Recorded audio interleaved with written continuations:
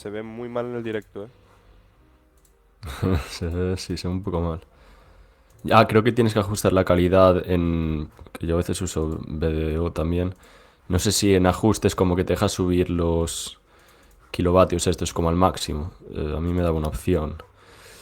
No sé, aquí no la veo. No sé si, Vale. si el host igual la puede ver. Yo ya nos veo muy bien. Va, sí, ahora ya, sí, ahora va bien. Sí.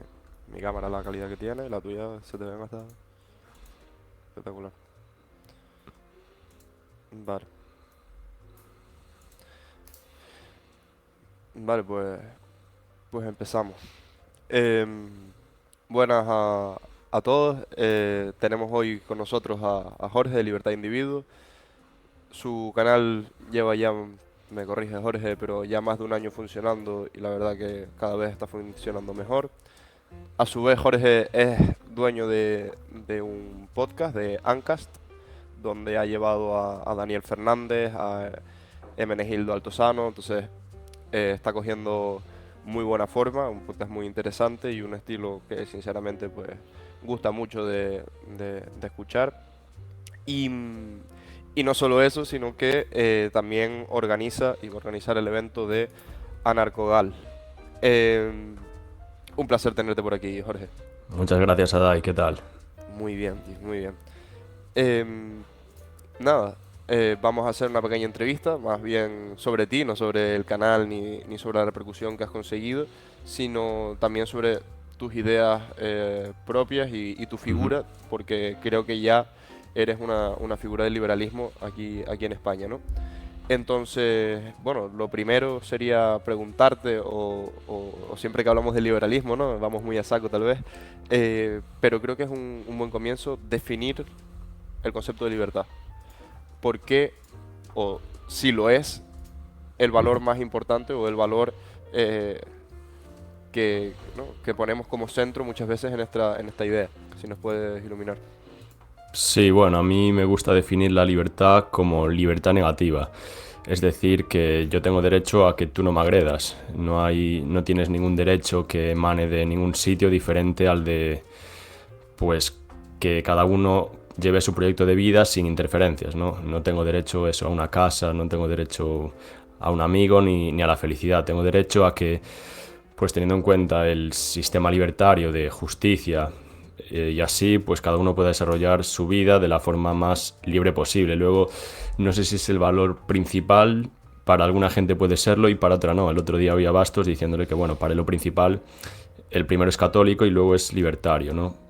Y el libertarismo, pues para él seguramente sería un marco para desarrollar su religión libremente y organizarse pues en lugares donde su entorno sea básicamente también con esas ideas, ¿no? No, muy interesante verlo más como un marco también, ¿no? La libertad más que como una idea.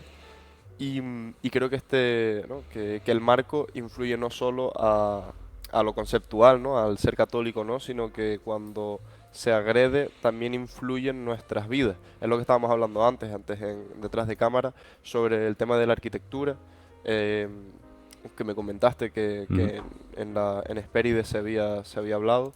Y no sé, me parece muy interesante, creo que podríamos comentarlo para también empezar por ahí.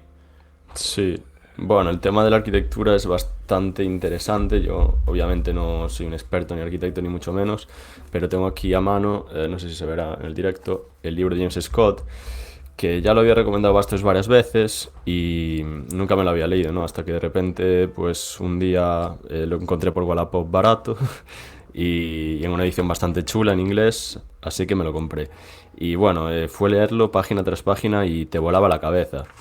O sea, empezaba un poco explicándote cómo el Estado poco a poco iba usando los bosques de manera que él solo veía madera. Entonces, toda la riqueza y la flora o la fauna que había, esas plantas pequeñas, arbustos que igual tenían otros fines medicinales u de otro tipo, el Estado no lo necesitaba, no lo quería ver, sino que él solo le interesaba la madera.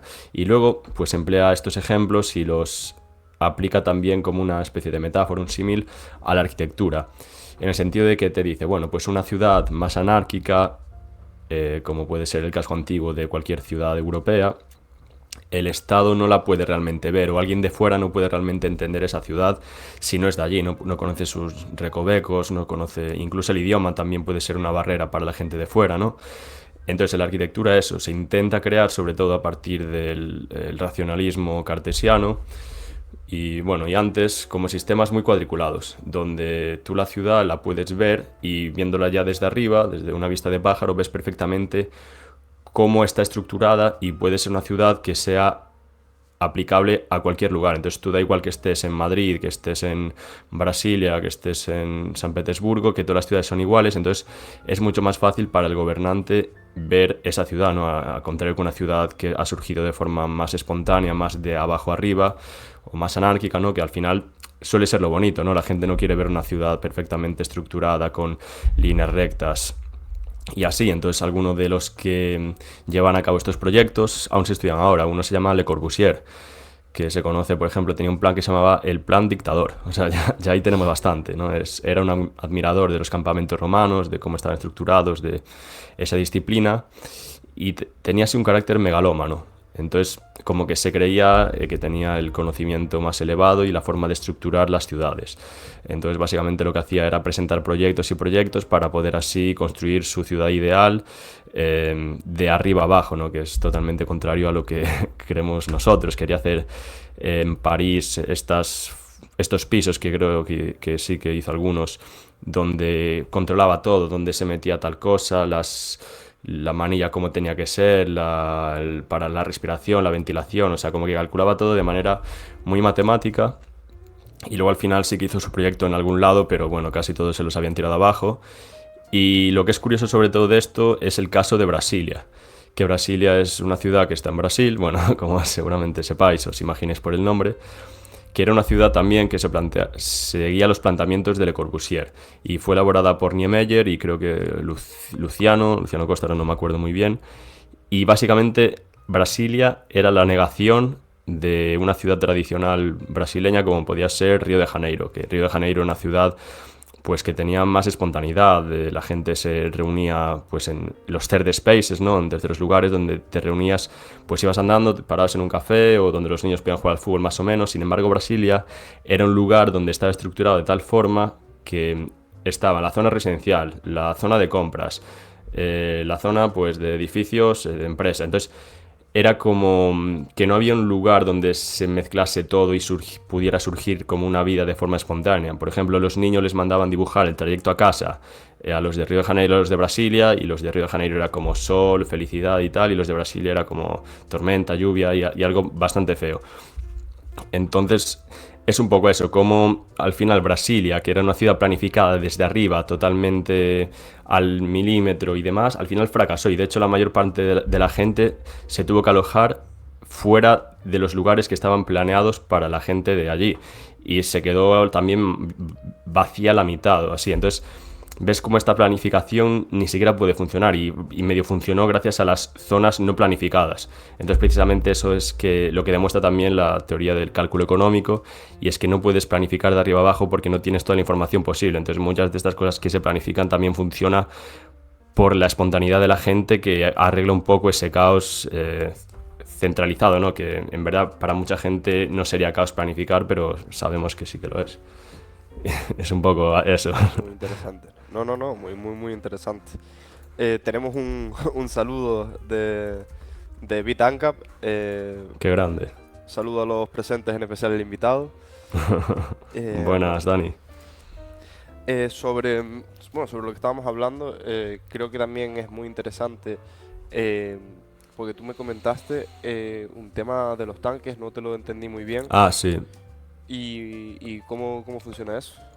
Bueno, el tema era que más o menos, creo que poco después de la Revolución Francesa, pues había muchos altercados.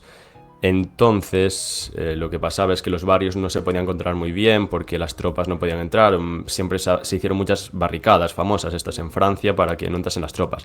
Entonces, ¿qué fue lo que se hizo? Literalmente se partió el barrio a la mitad, entonces así ya se podía controlar mejor y podían entrar las tropas. Entonces, que muchas veces estas carreteras y demás gigantes, dices, buah, está muy bien porque el tráfico ahora va rodado, lo que sea, pero también inicialmente saber para qué son, ¿no? Y no eran para eso, para lo que dice Bastos, para que te llegase el Amazon así más rápido. No, era para que entrasen las tropas y tenerte más controlado. En París básicamente es un sistema radial cartesiano que desde el centro ves las calles enormes y bueno, básicamente partieron barrios enteros. La Gran Vía, cuando se hizo, se partió todas las casas, bueno, les pagaron el justiprecio, que ya sabemos que lo de justo, ¿no? Y muchas de estas cosas que son muy interesantes y bueno, yo no puedo desarrollar todas porque este libro, ya te lo digo, si os interesa este tema, este libro es una absoluta locura. Sí. Tendré que echarle un ojo.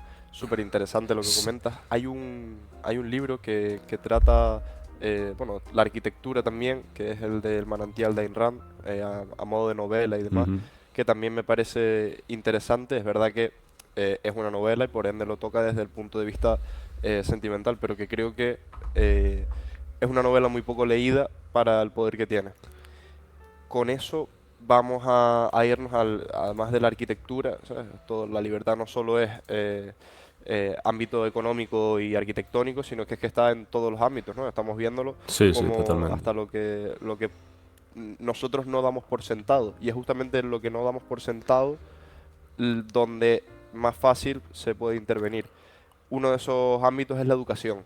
En el tema de la educación me parece que es muy evidente. Y tú me comentabas en el tema de la historia también, de cómo podemos hablar de algo durante mucho tiempo y que parezca que ese algo no es verídico o que tiene un peso que a lo mejor no lo tiene. El ejemplo era la Gran Depresión. No sé si quieres comentarlo, porque me parece súper interesante el punto. Sí, hablando de la historia en general, pues obviamente siempre delegamos en el conocimiento de otros. Entonces, pues tienes que ver si ese conocimiento puede estar de algún sesgo, ¿no? Pues generalmente la gente es socialdemócrata, pues el sesgo será ese. Entonces, siempre los anarquistas generalmente han tenido una forma de ver la historia que se denomina historia revisionista, que esto es algo que no le gusta nada al Estado, porque el Estado cuando como que revisas es ya, uy, cuidado que este quiere sacar aquí pues los trapos sucios del Estado, ¿no? Nunca les gusta eso, señalar a la gente, ¿no? Rothbard sí que lo hacía, señalaba, ¿no? Daba nombre, apellidos, por eso nunca tampoco fue muy popular, nunca tuvo al menos en su vida, no tuvo un buen puesto, un buen salario hasta muy tarde en su vida, ¿no? Hoppe cuenta, por ejemplo, que cuando fue a Estados Unidos a ver a Rothbard decía, ¡buah, este tío es increíble, el mejor de las ciencias sociales! Y se dio cuenta de que la beca suya era más que el salario de Rothbard, ¿eh?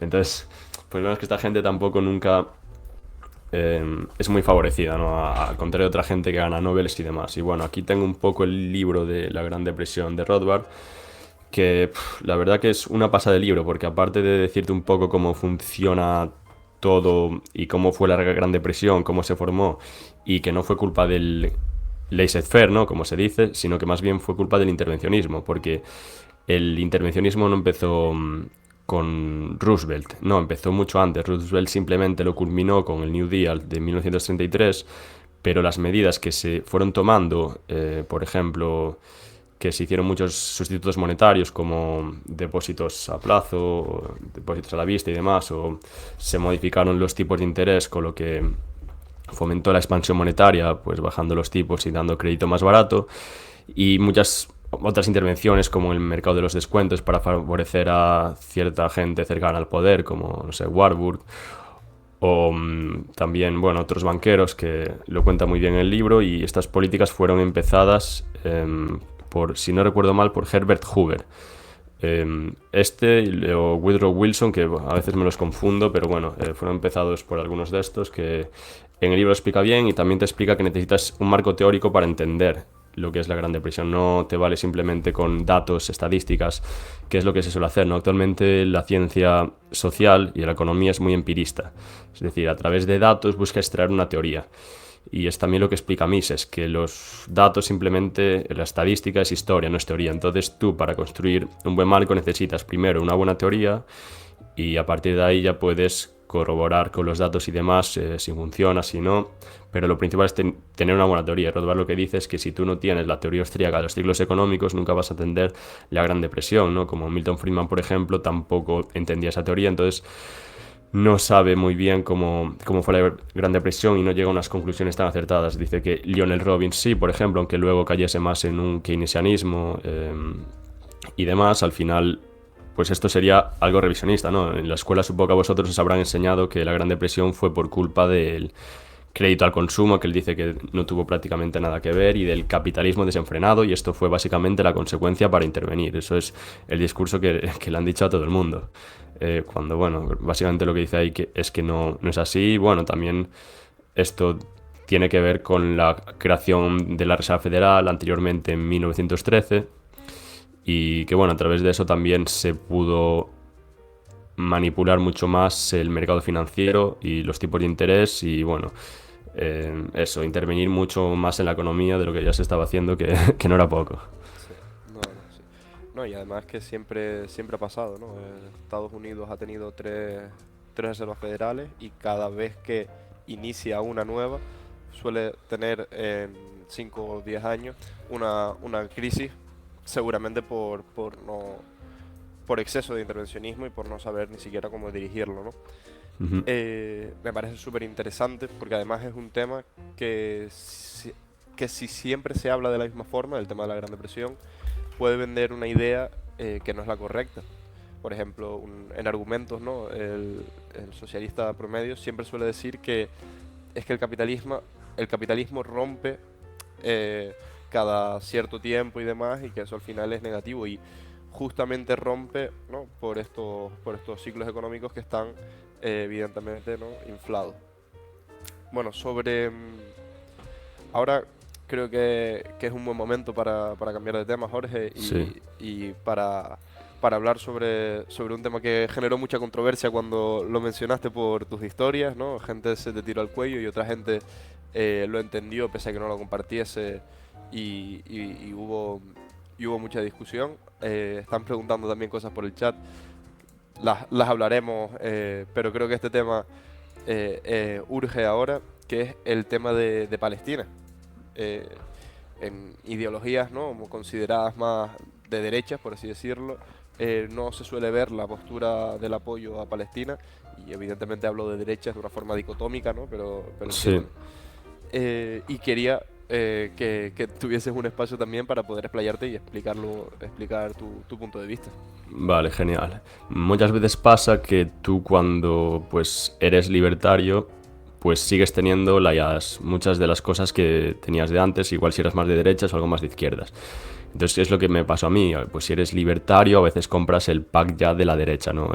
Del neoconservadurismo también conocido. Entonces compras lo de que tienes que apoyar a Israel, tienes que apoyar a Estados Unidos, ser aliado de estos y demás. Y luego es verdad que, es que tampoco tienes muchos medios para informarte, y sobre todo cuando estás empezando en esto no sabes muy bien qué leer, o siempre estás con los medios, ¿no? Y demás, y tampoco tienes muchas opciones. Pero bueno, una vez que ya seguramente vas profundizado más, al menos te das cuenta de que las cosas no son tan blanco y negro. Eso es lo mínimo. Y en el caso de Israel y Palestina, pues yo no es que apoye a Palestina, no voy tampoco a manifestaciones con la bandera de Palestina y demás, que bueno, tampoco lo veo mal. Lo que sí que tampoco apoyo a Israel, y creo que de los dos es el más culpable, el Estado de Israel, o al menos los gobernantes del Estado, ¿no? Que al final es importante verlo desde el punto de vista libertario, ¿no? Pues la mafia que domina el Estado de Israel está actuando peor y de forma más genocida que la mafia que domina el Estado de Palestina. Eso sería lo primero. Entonces, de los dos es más culpable Israel. ¿Y por qué? Bueno, primero, porque el movimiento sionista israelí, pues a partir de 1943 se hizo la Convención Internacional de Sionismo en Nueva York, y desde ahí ya se decidió definitivamente la línea a seguir, y era la de mandar a los judíos a ese nuevo Estado, ¿no? Ese nuevo Estado judío que iba a ser sí o sí en Palestina. Y bueno, y desde allí ya sabemos lo que pasó, pero bueno, anteriormente a esto hay que ver que había varios movimientos en contraposición. Uno era el bundismo, que quería crear un Estado judío en Vilna, en la capital de Lituania, porque era una mayoría de judíos y demás. Pero bueno, siempre fue menos poderoso que el movimiento este sionista, también apoyado por Jakobinsky, Vladimir, o algo así. Entonces, pues estos, en vez de buscarse una tierra virgen, como había proyectos y de estos, que eran los sionistas, pues eso, de aquel momento, que buscaban una tierra donde poder ir, que no hubiese nadie, obviamente no estuviese habitada, y poder vivir pues tranquilo. No sé, se habló de la Patagonia, se habló de algún lugar, creo que en Sudáfrica, y al final pues eso, venció el movimiento sionista de localizarse en Palestina. Luego está el problema también de que Inglaterra, ¿no? Estaba dominando un poco esa zona, y estaban los turcos, y cuando echaron a los turcos le habían prometido la tierra a los árabes y a los sionistas judíos. Entonces, claro, se lo prometió a los dos, y bueno, además de que obviamente hubiese sido mejor dárselo a los árabes porque habían estado allí durante más tiempo y también eran muchos más, al final se lo dieron a los judíos sionistas. Entonces, pues ahí un poco se ve todo, y luego tengo aquí algunos gráficos donde pues yo creo que se ve un poco más claro, ¿no? Obviamente es un caso muy complejo que aquí en 5 minutos no se puede resolver, pero bueno, inicialmente yo creo que ahí está un poco el problema, de que sobre todo luego ya tras hacerse la partición de la ONU apoyada por Estados Unidos y Rusia en 1947, también se le da una cantidad mucho mayor de tierra a Israel de la que le correspondía por... Bueno, Israel o los... Es que no sé si... Empezó más o menos ahí a ser un estado, porque ahí tampoco ni existía ni nada, pero eso, se le dio una parte proporcionalmente mucho mayor, y entonces luego después de esto también siguió agrediendo a los palestinos de allí. Entonces hubo un altercado en donde mataron como 100 niños y mujeres en una villa de por allí, y entonces muchos de estos palestinos de origen habían huido. Y bueno, y al volver pues ya no, ni les dieron las casas, se las expropiaron, y muchas cosas más. Ahora os voy a enseñar un poco el mapa aquí que tengo para compartir pantalla, creo, y que igual se ve un poco más claro. Obviamente yo en esto también no soy un experto ni nada parecido, y no es mi tema principal, pero bueno, por ejemplo, veamos aquí, se ve, ¿no? Un segundo que Darío tiene que ponerlo. Perfecto, ya se ve perfecto. Vale, pues si se ve, estamos viendo aquí un poco el mapa de la partición. Bueno, Palestine, la ownership by... O sea, ¿qué era cada uno? Mira, los no judíos, que generalmente serían árabes, eran pues una gran mayoría en 1944, ¿no? Vemos que prácticamente en las zonas del norte había más judíos. Luego tenemos aquí un mapa de la población, las estadísticas, y vemos que en el 22 el 90% eran árabes, el 11% judíos. En el 31 los árabes eran el 83% y luego los judíos un 17%. Y finalmente en 1947 los árabes ya eran el 70% y los judíos eran el 31%. Bueno, que cada vez había más árabes, pero también más judíos, y proporcionalmente sí que había más judíos. Luego también muchas de estos judíos no vienen vienen por la inmigración principalmente de otras zonas, y los árabes principalmente surgían porque nacían allí y por la natalidad, básicamente. Entonces es un poco este artículo es muy interesante, te dice la cantidad, dunums es en base a la cantidad de tierra que tenían, y te dicen la cantidad de tierra que tenían los judíos, y que bueno, por ejemplo en el 47 era únicamente del 6,6%. Entonces pues es un artículo muy interesante que te explica un poco esto, y también cómo te ponen los mapas y tal, lo hace bastante visual. Aquí está la expansión israelí del 47, poco después del pacto de las Naciones Unidas, que era un poco así el pacto. Como se puede ver, el Estado judío pues sería lo negro, que era bastante, ¿no?, para lo que acabamos de comentar, que los que eran, y el árabe. Luego, en la guerra del 98, vemos ya que se hace enorme, recordemos, lo negro. Y bueno, en la guerra del 67 ya básicamente casi lo tiene ya todo. Entonces, pues un poco esto. Recomiendo el artículo, se llama The Alienation of a Homeland, cómo Palestina se convirtió en Israel.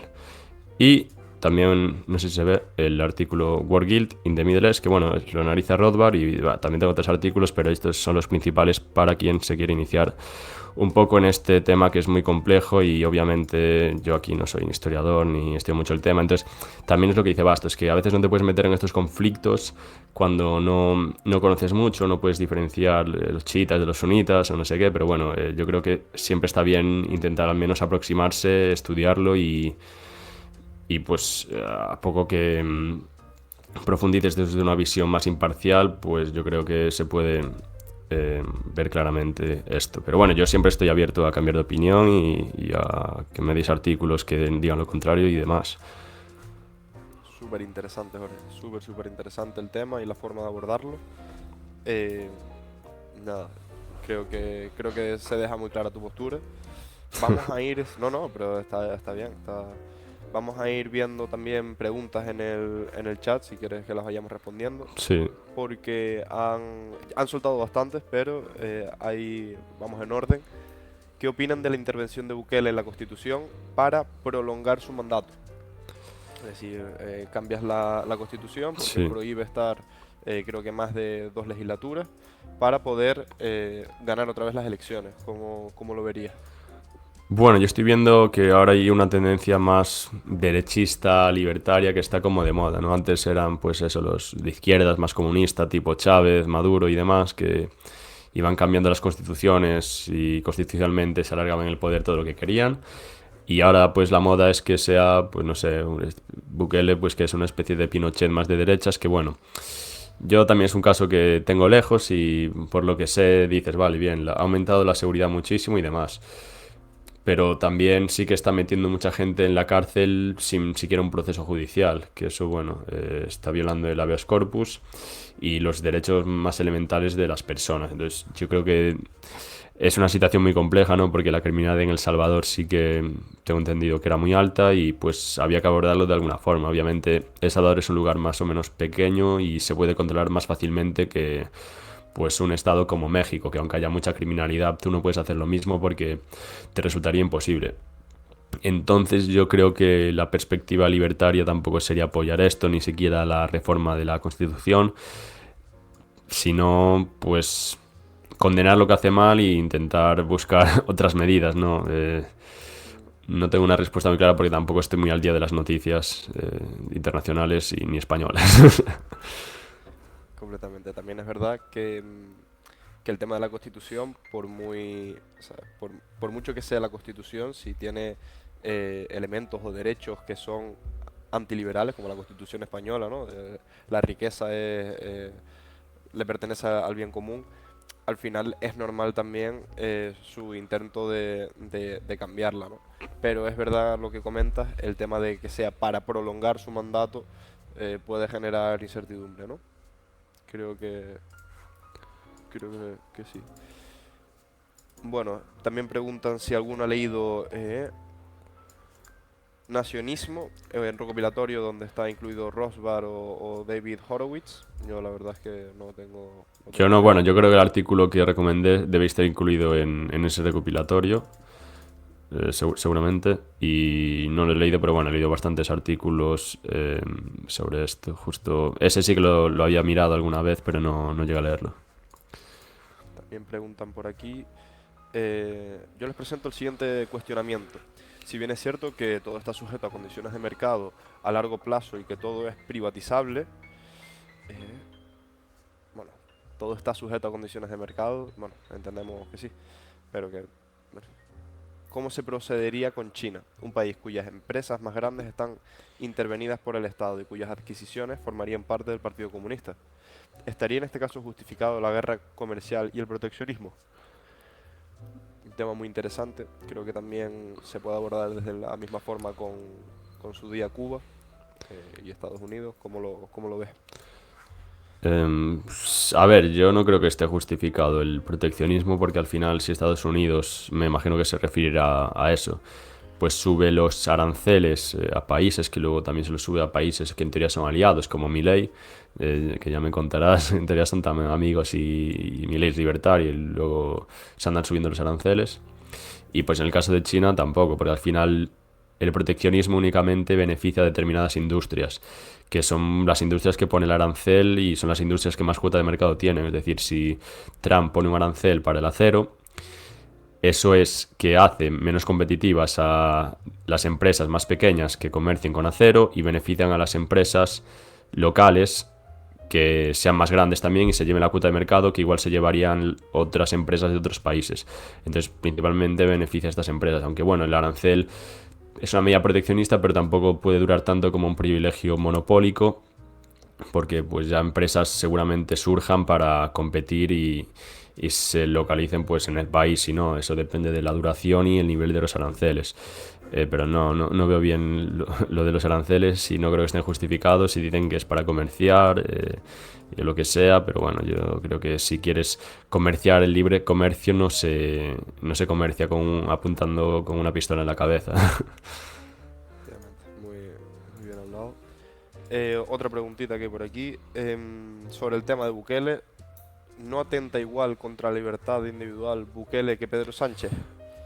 La pregunta es un poquito amplia, un poco genérica. La verdad que matizarla sería oportuno, pero A ver, depende, porque claro, Pedro Sánchez no está metiendo a gente en prisión sin un juicio. Pero también está la cosa de que Bukele, como dije antes, pues está en un país donde la criminalidad era altísima y bueno, pero claro, entonces aquí ya estamos en un planteamiento más utilitario que moral. Entonces, bueno, es una pregunta casi filosófica que no tengo la cabeza ahora para esto, pues nada. tendría que pensarla bastante más. No, y que al final Bukele rompe, ¿no?, con la libertad en ciertos aspectos y Pedro Sánchez en otros, Claro, completamente sí, sí. aislados. No podemos comparar, ¿no? Creo que ambos rompen como suele cualquier presidente de cualquier nación. De hecho, Bukele antes, no sé si lo sabe la gente, pero era totalmente socialista, de izquierdas y Partido demás. Comunista, Sí, perteneció al Partido Comunista. sí, yo me vi el documental que tiene Nicolás Morás, que bueno, hace buenos documentales así desde una perspectiva bastante libertaria, entonces también está interesante. Entiendo que sí. Si van teniendo más preguntas, vayan diciéndolas.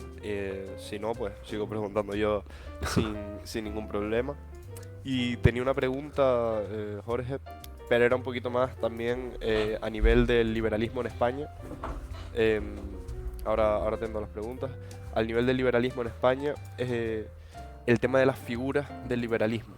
Fue algo que creo que te comenté, que es que las figuras del liberalismo que tenemos em, pecan muchas veces, bueno, no, creo que no lo hablé contigo, Jorge, discúlpame, pero bueno, que pegan muchas veces de arrogancia. Ujú. No sé si tú tienes algún tipo de figura liberal en España, no favorita, entiéndeme, nos parece esto que son Pokémon, pero, pero si tienes algún tipo de figura del pensamiento o que esté aquí en España o en cualquier parte del mundo actualmente que consideres más importante o más relevante para el movimiento. Sí, bueno, sin duda Bastos, yo creo que por el canal y los clips que hago el 90 y pico por ciento son de él, entonces es por algo. Y luego en el mundo anglosajón, o bueno, de habla inglesa, me gusta mucho Guido Hulsmann, que le conocí hace poco, me vi algunas de sus conferencias, de hecho le entrevisté también hace poco porque flipé con él, con su libro y tal, y así básicamente, Bastos. Basta, basta. Sí, sin duda seguramente haya sido los que más haya potenciado el movimiento y seguramente gracias a ti y a todo ese tipo de vídeos, ¿no? Em, Joey pregunta, voy más por el tema de África. China ha comprado mucha deuda, esperando a que sea impagada y quedarse con sus recursos. China acapara cada vez más de los recursos naturales y si fuesen libertarios, pues todo perfecto. Pero somos conscientes de que son estatistas a más no poder, literalmente el Partido Comunista de China. No voy por todo el tema de los aranceles, sino por un peligro a largo plazo de un intento de cuasi gobierno mundial sin libertades. Es decir, una Mm, limitación total de las libertades individuales al estilo chino, pero también dentro de Occidente. A ver, lo que hace China de que dan deuda para que se quede impagada es lo mismo que hace el Fondo Monetario Internacional, que está dominado por Estados Unidos. Entonces, eh, o sea, y tienen mucho más poder Estados Unidos que China y son más totalitarios, yo creo, incluso, sobre todo, porque bueno, China dices puede ser totalitario, pero en sus propias fronteras, más o menos, y bueno, fuera pues algo menos. Pero mira las bases militares que tiene Estados Unidos en otros países y las que tiene China, y mira la gente que hay en cárceles estadounidenses y la que hay en China.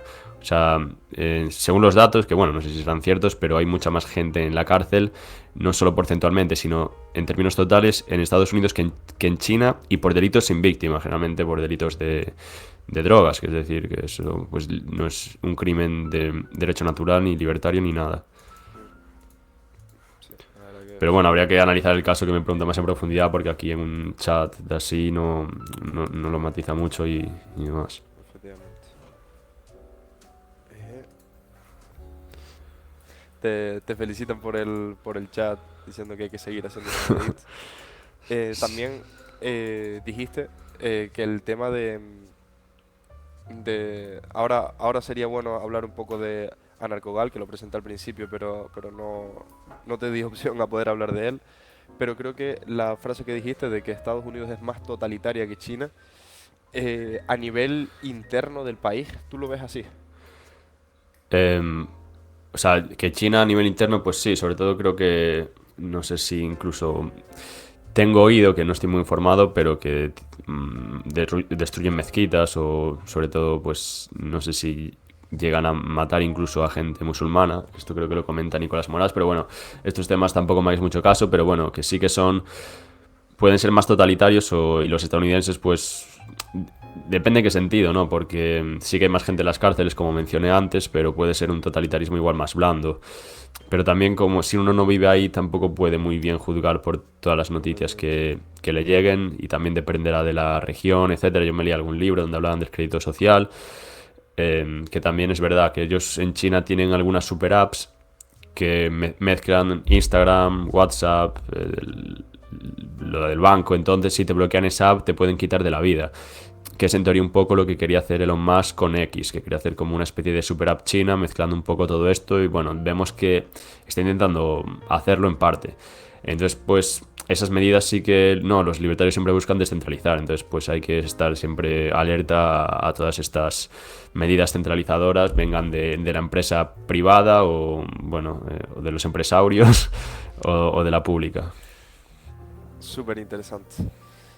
Bueno, y creo que podríamos hablar ahora del evento de Anarcogal. Si... Sí, pues el 11 de octubre en Santiago de Compostela vamos a organizar un evento en colaboración con el Joan de Lugo que se llama Narcogal. El año pasado se había hecho en colaboración con Tierra, que fue sobre todo sobre medio ambiente, y este año lo haremos sobre todo sobre anarquismo, bueno, incluso algún tema relacionado con el dinero, como la reserva fraccionaria, que es un tema que se ha abordado bastante en el podcast con Meseguer, y vendrá a Santiago a exponerlo. También vendrá Miguel Ancho Bastos a hablar un poco sobre libros, sobre la secesión y los pequeños estados.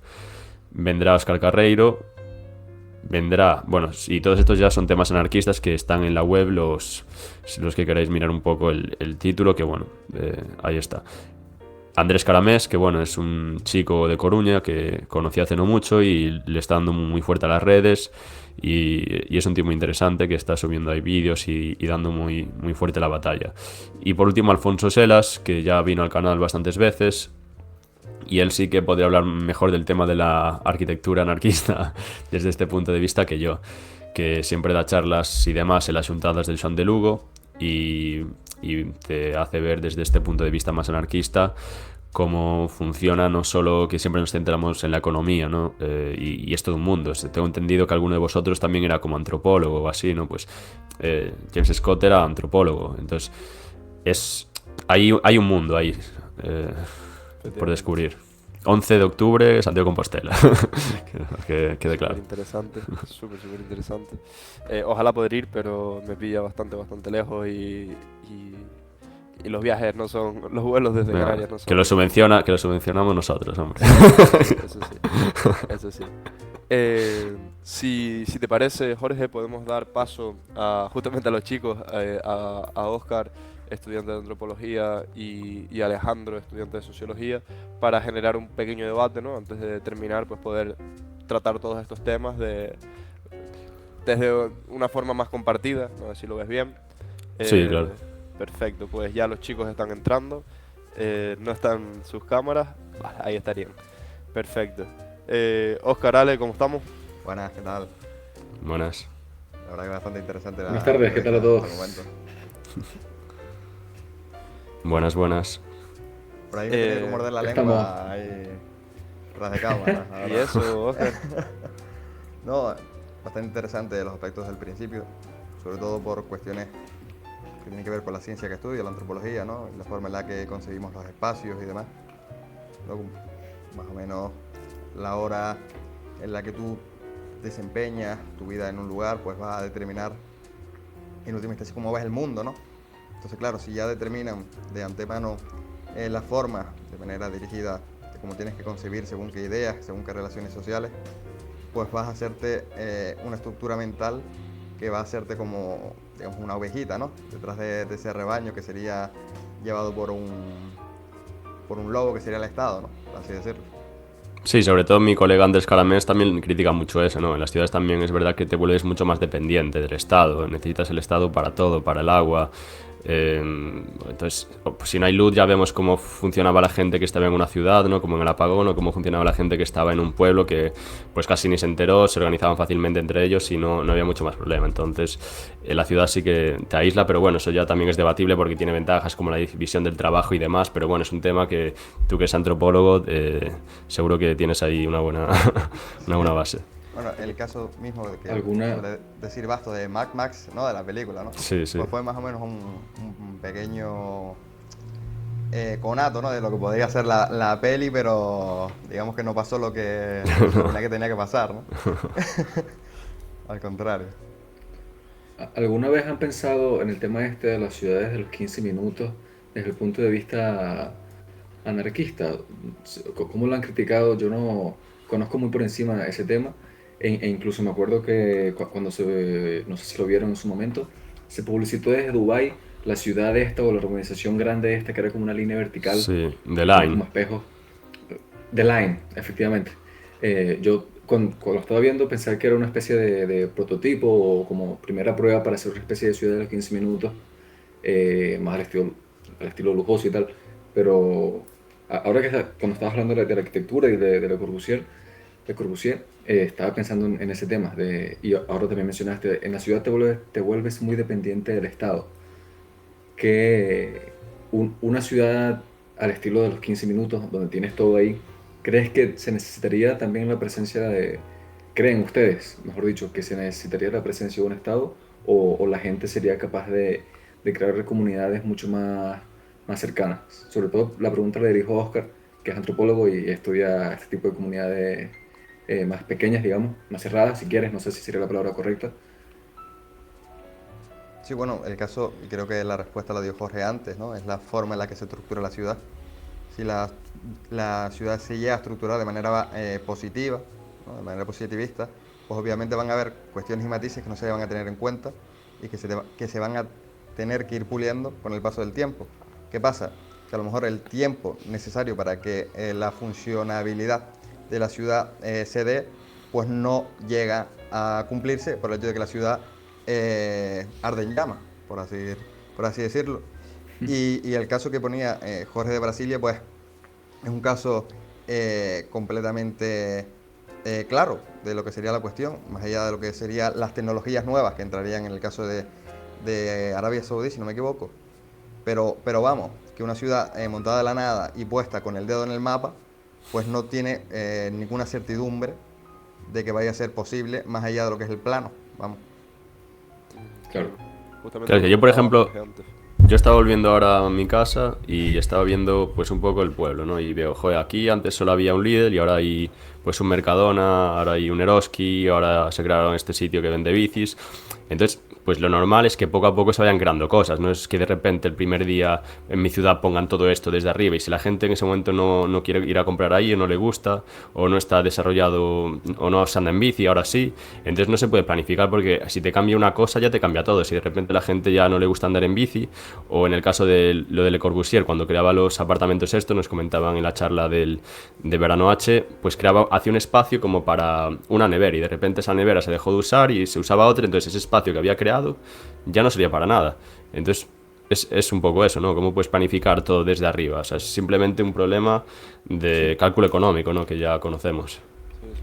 Pasó en la isla pasó algo parecido a la situación que estamos comentando cuando se puso una línea de tranvía. Pusimos una línea de tranvía que atraviesa la zona metropolitana y todos los negocios que había entre parada y parada, aquellos que estaban cerca de la parada, pues no sufrieron grandes consecuencias o incluso aumentaron sus beneficios. Pero todos aquellos que estaban entre parada y parada, debido a que ya los coches no podían aparcar en esas zonas y demás, se devastó dichos comercios, ¿no? Se cerraron prácticamente todos, se empobrecieron brutalmente y es justamente por eso, porque tú señalas y pones una red de tranvías donde tú quieres y al final tiene unas consecuencias o unas externalidades negativas para mí impresionantes, ¿no? Entonces creo que en todo el tema de la arquitectura falta muchísimo también tratar de, cuando lo hace de forma estatal, calcular la consecuencia, porque es que seguramente se calcule, pero parece que no importa, ¿no? O por lo menos eso es lo que percibo. Lo mismo con el carril bici, efectivamente. Tanto aquí en Canarias como en cualquier sitio. Es que aquí en Canarias, Jorge, hicieron un destrozo con el carril bici, lo pusieron y no ha servido para nada. No se puede ir en bici. Pasa por en medio del tranvía, entonces es una locura. Es una locura. No, y hay alguien que ha tenido que cobrar por ello, ¿no? Que es lo más sorprendente. Sí, además es una medida que se está aplicando porque viene de Europa, creo, un poco de esto de lo que hay que ser sostenibles y yo creo que no sé en dónde funciona, igual en algún sitio, pero yo no lo conozco. No, completamente no. Pero el beneficio Sí, es mayor en yo el quiero caso del retomar el tema. tranvía. ¿En qué? Bueno, Disculpa, es una pregunta del chat. depende de para quién. Si eres Efectivamente. el que le cerraba el negocio, igual ahí no era mayor el beneficio. Beneficio o perjuicio a nivel social es muy difícil de hablarlo, ¿no? A bote pronto sobre una obra. Me viene un ejemplo y son justamente las grandes autopistas, ¿no?, que hicieron en la Alemania nazi. Es decir, de alguna manera servían para llegar más rápido, con más proximidad de un lado a otro. Pero claro, también sirvieron para que los ejércitos que posteriormente los atacaran llegaran más próximos a las ciudades que eran claves, ¿no?, que eran enclaves para avanzar en la contienda. Entonces, ¿no?, todo tiene una contramedida, una contraparte que no es fácil de ver ni fácil de deducir en el momento que se realizan las grandes infraestructuras o incluso pequeñas, pero que pretendes solucionar un problema y terminas perdiendo el poder, ¿no? En el caso. El poder y la guerra, vamos. Completamente. Nada, y sobre Yo el quería tema retomar Disculpa. de... Sí, no, adelante, No, adelante. habla. Que yo quería retomar el caso de Bukele, que yo tampoco es un tema que siga muy de cerca. Me acuerdo que en su momento, cuando había mucha más polémica por lo que estaba haciendo con la mega cárcel esta, sí, alguna que otra cosa estaba viendo. Pero a mí, particularmente como latino y sobre todo que vengo de Venezuela, ver que un líder político actúa de esta manera, donde supuestamente pone a la gente por delante, ¿no?, al pueblo por delante, típico. Antes Jorge lo dijo bien, Bukele en público se ha declarado en varias oportunidades socialista, aunque con el tiempo algunas veces se ha moderado en ese sentido y ha dicho que entiende que no, que el socialismo no es aquella maravilla que se suele pintar. Y bueno, pone el pueblo por delante, ha dado el paso este de integrar Bitcoin al país o al gobierno. Esto de acabar con la criminalidad y con la inseguridad, a mí me ha sorprendido y sé que a muchos latinos también. Pero cuando lo pienso, algunas críticas que he visto, sobre todo el tema este de la Constitución, aunque ese tema de la Constitución creo que tiene cierto mito y propaganda por alrededor, yo en su momento sí lo leí, leí la Constitución, las reformas que hizo, y no vi que, por lo menos la interpretación que yo le di, que no soy jurista ni nada, no me parecía algo grave, como lo estaban pintando a nivel propaganda para el resto del mundo. Pero sí siento que puede ser que es algo como la rana dentro de la olla con agua que está a punto de hervir, ¿sabes? Que a lo mejor a largo plazo sí puede ser algo que nos demos cuenta, coño, se le estaba haciendo algo malo y no nos dimos cuenta con el tiempo, ¿sabes? No sé si no sé si Oscar o Adai, que no han hablado del tema, No sé, para mí la Constitución es un papel. Si en el papel pone mañana que eso, debe estar lo primero Bukele es 10 años, pues no sé, pero yo supongo que se tendrán que medir las voluntades de los habitantes de la zona y tener un poco en cuenta la capacidad que tiene Bukele para mantener ese apoyo. Más allá de eso, creo que no habría ningún problema con que se haga un referéndum y se cambie la Constitución o que se busquen las medidas que sean pertinentes para que se cambie. Es decir, tampoco me parece que sea aquí una cuestión de entrar en fatalismos y en sacar las cosas de contexto. Es decir, supongo que habrán países del mundo en los cuales al igual no hay un Bukele, sino otro tipo de persona un tanto más autoritaria o que se salga de los modelos más habituales de gobierno, que sea peor, pero no interesa. No sé. Por ejemplo, sí, sí, eso es una crítica que yo he visto varias veces, que es un político en Latinoamérica en, que ha sido un continente, una región que generalmente ha estado azotada por este tipo de, por los políticos anteriores a Bukele en El Salvador. Son típicos perfiles que han estado en Latinoamérica. Entonces que el ataque era precisamente para intentar desprestigiarlo e intentar hacer ver que es como señalar, no, ese está haciendo esto, pero realmente es el enemigo, ¿sabes? Y resulta que la gente en Ecuador, en El Salvador lo está, supuestamente lo apoya bastante. Cosa que no sucede generalmente en otros países de Latinoamérica. Entendible. No sé, yo creo que al final es un poquito una mezcla de lo que dice Oscar y Jorge. Es papel mojado, se puede cambiar en cualquier momento, lo importante es la voluntad de las personas.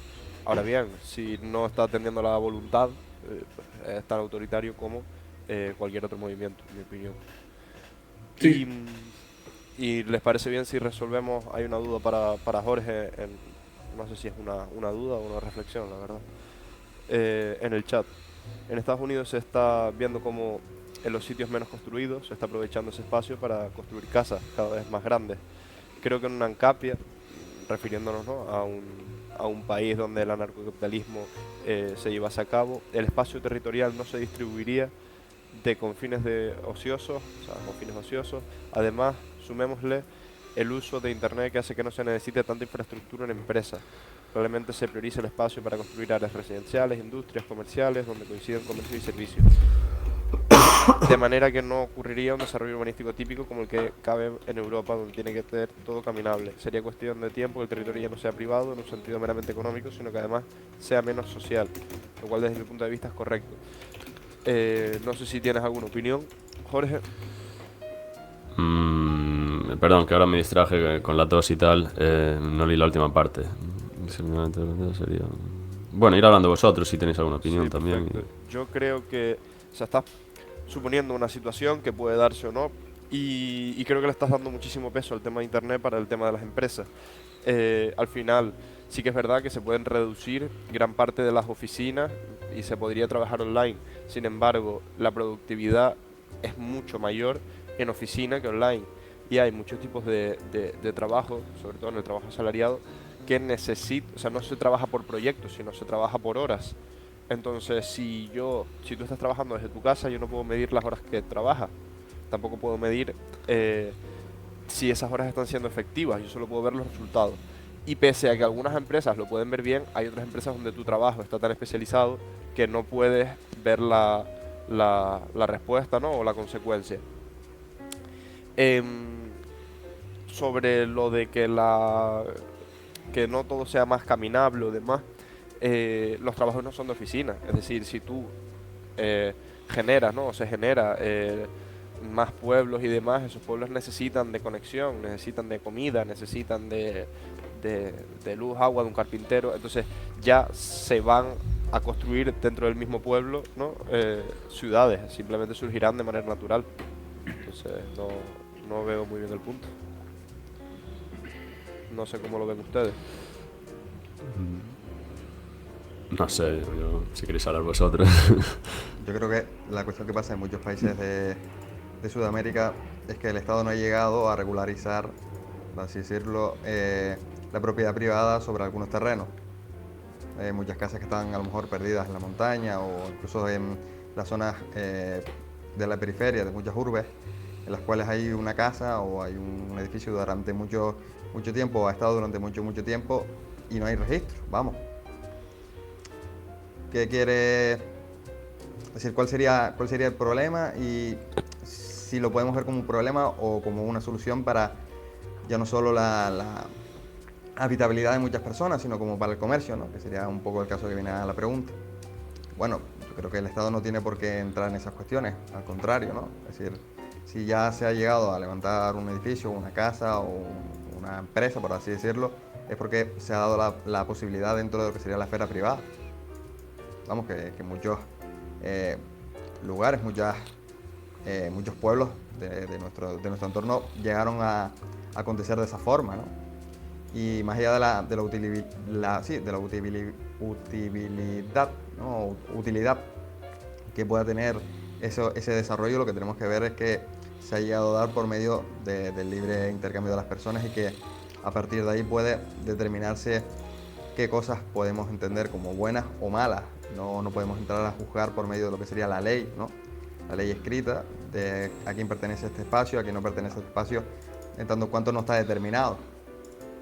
Creo que más o menos Sí, y eso el matiz al final no digo en el sentido de que no hayan conexiones, sino de que se reduce la vida social debido a que se privatizan. Pero no sé hasta qué punto el hecho No sé por qué reducir la vida privatizarlas, social es algo bueno. efectivamente. No, yo no creo que se reduzca, porque si al final el espacio tiene que intercambiarse, las personas de manera inevitable van a tender a conocerse y tienen que conocerse más, ¿sabes? No, creo que sería el contrario. Es algo común del otro lado del charco, aunque aquí también suele existir, los clubes náuticos. Es más del otro lado, creo, los clubes a lo mejor de los gallegos, ¿no? Que suele nombrarse mucho en Argentina, o los clubes incluso de los canarios, ¿no? Sí, Sí, alemanes. donde Bueno, yo, sí, me podrás dar el caso, donde yo ¿no? vivía, donde yo vivía había un sitio llamado Club Hispano y tenía la bandera de España y Venezuela, y creo que también había una pequeña bandera de Canarias por ahí. No estoy seguro ahora de la bandera de Canarias, pero sí existía eso. Y era un espacio la verdad que bastante bonito, y ahí conocí a mucha gente y sí, Y muy... justamente era privado y ahí había vida social, ¿no? Sí, Incluso, sí, no sé, sobre todo por novela me llega, o incluso también por alguna otra cuestión de mi propio desempeño, ¿no? Que a lo mejor te llega alguna etnografía de cuestiones del desarrollo allí, de la vida social, y ves que justamente es ahí donde se crea la comunidad, ¿no? En esos espacios a lo mejor donde está un poco el acceso limitado, donde justamente las personas tienen un aliciente para ir, buscar a lo mejor el club de tenis del lugar, donde a lo mejor conozcan unas personas que no hubiera accedido, ¿no? Se rompe ese extractivismo, ¿no? De la sociedad. A lo mejor juegas a tenis a lo mejor con el jefe de tu empresa, que de ninguna otra manera podrías haber llegado incluso a tener un contacto directo. Pero, ¿no? Me parece ejemplos claros. A lo mejor sí, aquí dentro de lo que es Europa hemos perdido esa posibilidad por el hecho de que le hemos dado la potestad al Estado de que cree todas las infraestructuras, ¿no? Incluso no las pedimos. A partir de Zapatero hay un polideportivo en cada barrio, vamos. A lo mejor ni hay niños. Sí. Jorge, Joey preguntaba en también. Galicia... em, Ah, mándale. Joey preguntaba también. Digo, el espacio se aprovecharía más para ampliar las casas en contra de espacios más sociales o comunes. Em, Eso es, o sea, bueno, teorizar que eso va a pasar, pero no tienes ni idea. O sea, vamos a ver. Lo mismo sirve para eso que no. Depende de lo que las personas quieren escoger, ¿no? O sea, dependerá muchísimo del sitio. Em, Te buscas un Vamos a amigo con ir un dejando parque. ya la conversación con Joey. Sí, Sí, sí. no tiene ningún problema. Jorge, te No, Jorge, quería... yo sí te voy a preguntar a Jorge, le voy a preguntar a Jorge sobre Galicia, hablando de comunidad. Tú que has sido discípulo, bien sea directo o indirecto de Bastos, no sé si has recibido clase con él de manera formal. No. No, vale, tampoco es lo relevante, sino ¿cómo ves que ha influido Bastos en Galicia respecto a la juventud? Yo no sé qué tan famoso sea Bastos en Galicia, no sé qué tanta gente esté cercana a estos pensamientos. ¿Crees que los jóvenes, bueno, las personas en general, pero sobre todo pienso en los jóvenes, han, han apreciado un poco más todas estas ideas del liberalismo, sobre todo desde el punto de vista de las comunidades, el no depender del Estado, el conocerse más, o lo que hablaba antes Oscar de los zapateros, de los espacios comunes, de todo eso? ¿Cómo se ve en Galicia? ¿Cómo lo notas tú? Sí, a ver, yo no sé cómo se ve en toda Galicia, yo más o menos pues en mi zona o así, o en Santiago, sé que sí, que Bastos pues tiene bastante influencia, en el sentido que es muy conocido, por ejemplo, en el campus, ¿no? Me lo han comentado algunos que estudian allí, y bueno, que vienen a este tipo de eventos y tal, y más o menos sí que todo el mundo ahí le conoce, y en Galicia sí que tengo varios amigos que también le conocen, y bueno, yo creo que es de las personas igual, o el más conocido igual del anarcocapitalismo de habla hispana, no sé si igual con Huerta de Soto o así, pero de los más. Y la influencia que tiene, yo creo que también los jóvenes ya ven un poco cómo funciona todo. Y yo creo en general son bastante espabilados, ven lo de, yo que sé, las pensiones igual, que cómo funcionan, que no hay trabajo, cómo está el dinero, que cada vez vale menos y no sé, yo creo que esos son cosas que la gente joven pues sí que se puede dar cuenta porque igual está un poco más abstraída de todo esto y lo que faltaba hasta ahora yo creo que eran referentes en este sentido, que con las ideas y con todo lo que han estudiado ya nos diesen pues un paradigma para poder desarrollar, seguir y tener referentes, porque si no también estás un poco solo y no puedes construir tú tampoco por el tejado. Entonces es gente que se ha encargado de hacer un poco eso y que ya podemos tener de referencia y que nos puede sintetizar, ayudar, recomendar incluso bibliografía, que lo que hace Bastos en cada conferencia, y pues de ahí seguir un poco construyendo. Y yo creo que los jóvenes en este sentido están yendo por buen camino. Completamente.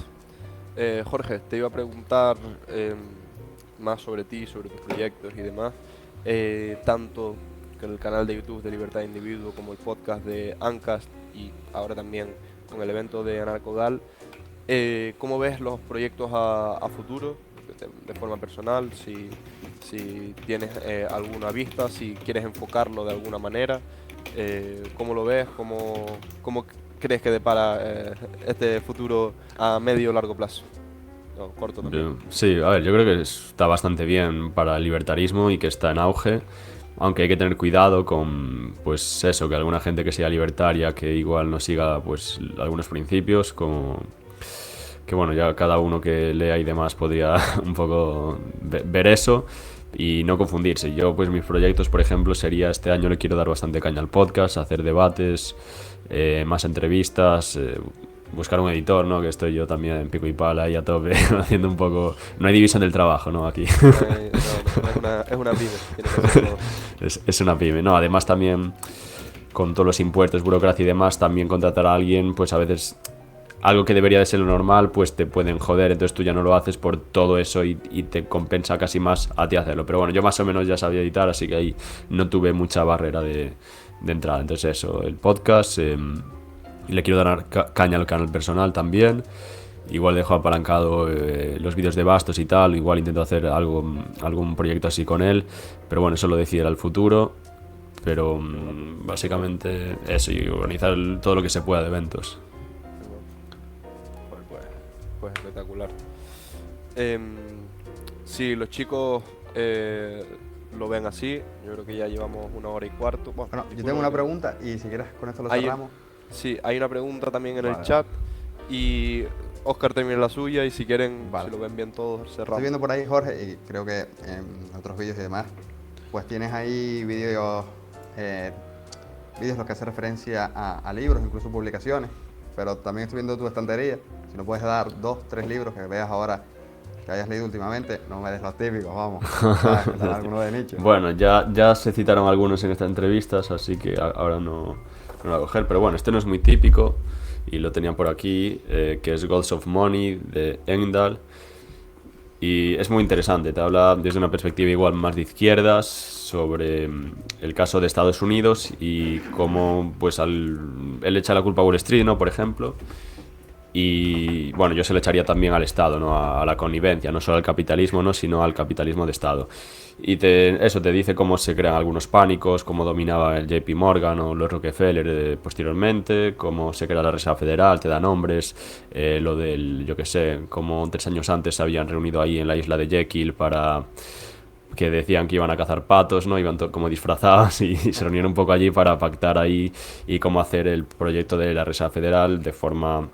pues secreta, ¿no? Que esto ya lo dice Vanderlip en sus memorias, entonces es algo que se sabe y ya tiene otro libro, Edward Griffin, donde habla específicamente de esto, pero bueno, es un libro muy curioso y también como no es de una perspectiva ni es el típico del canon pues libertario, pues yo creo que está interesante para tener también otra visión.